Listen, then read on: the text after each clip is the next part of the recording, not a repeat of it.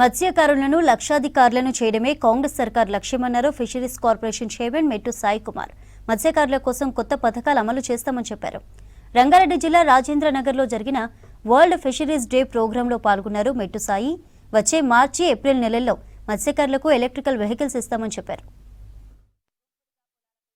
సమస్యలు ఉన్నాయి, నిజం. 100% ఆ సమస్యలను మద్దతిస్తాం. మా మత్స్యకార కుటుంబాలకు ఎప్పుడు మేము చేదోడుగా వాదుడుగా ఉంటాం, ఉండి తీరుతాం. ఒకటే ఉద్దేశం ముఖ్యమంత్రి రేవంత్ రెడ్డి గారు, మత్స్యకార కుటుంబాలను, ముఖ్యంగా మహిళా మత్స్యకారులను లక్షాధికారం చేయడం. దాదాపు 5,000 మత్స్యకారులకు సమస్యలు ఉంటే కేవలం 1000 మాత్రమే మహిళా మత్స్యకారులు ఉన్నాయి. దానిపైన కూడా పూర్తి విశ్వాసం ముందుకెళ్తాం. ఆఖరి ఫలాలు కూడా మత్స్యకార కుటుంబాలకు అంది తీరేలా మా కృషి ఉంటుంది.